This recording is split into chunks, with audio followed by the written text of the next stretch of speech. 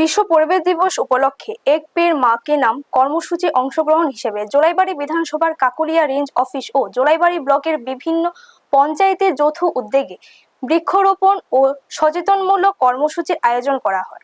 এদিন সকাল 11টায় অনুষ্ঠিত কর্মসূচিতে বিভিন্ন প্রজাতির ফল ও বনজ গাছের চারা রোপণ করা হয়। অনুষ্ঠানে উপস্থিত ছিলেন কাকুলিয়া রেঞ্জ অফিসের রেঞ্জার শেখর লোধ, জোলাইবাড়ি পঞ্চায়েত সমিতির চেয়ারম্যান তাপস দত্ত, বিভিন্ন গ্রাম পঞ্চায়েতের প্রধান, উপপ্রধান সহ বন ও প্রশাসনের অন্যান্য আধিকারিকেরা। অনুষ্ঠানে বক্তব্য রাখতে গিয়ে রেঞ্জার শেখর লোধ বলেন, প্রকৃতি ও পরিবেশের মানুষের জীবন ধারণের মূল ভিত্তি। বিশুদ্ধ বাতাস, জল ও খাদ্যের প্রধান উৎস হলো পরিবেশ, কিন্তু অতিরিক্ত বৃক্ষনিধন, যানবাহন ও শিল্প কারখানার দূষণ এবং প্লাস্টিকের অনিয়ন্ত্রিত ব্যবহারের কারণে পরিবেশ আজ মারাত্মক হুমকির মুখে পড়েছে। এর ফলে জলবায়ু পরিবর্তন, উষ্ণতা বৃদ্ধি, প্রাকৃতিক দুর্যোগের প্রকোপ বাড়ছে। তিনি পরিবেশ রক্ষায় বেশি বেশি গাছ লাগানো, প্লাস্টিকের ব্যবহার কমানো, বর্জ্য পুনর্ব্যবহার এবং জল ও বিদ্যুতের অপচয় রোধে সকলকে এগিয়ে আসার আহ্বান জানান।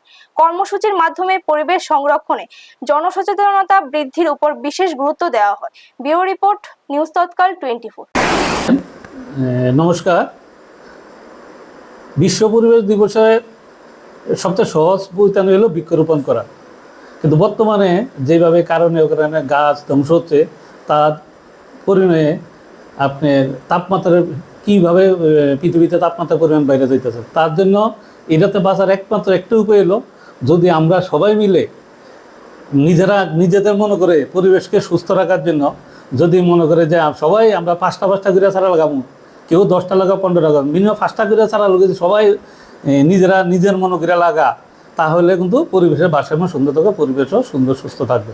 আমরা দেখেন এই বছর আজকেও আমি সকালে মুহুরপুরে পঞ্চায়েতের প্রধানবাবু আসলো, উপপ্রধানবাবু আসলো, প্লাস তারা সবাই মিলে অনেক বেনিফিশিয়ারি মিলে আজকে আমরা প্ল্যান্টেশনে অনেকটি চারা লাগিয়েছি বনবসর। কারণ আমরা একটাই জানি যে এই সুন্দর পরিবেশ রক্ষা করতে হলে গাছই একমাত্র উপায়। কারণ এই পৃথিবীতে দেখেন আমরা যে মানব সহ সব জীব জন্তু বাঁচার একমাত্র হলো পরিবেশ।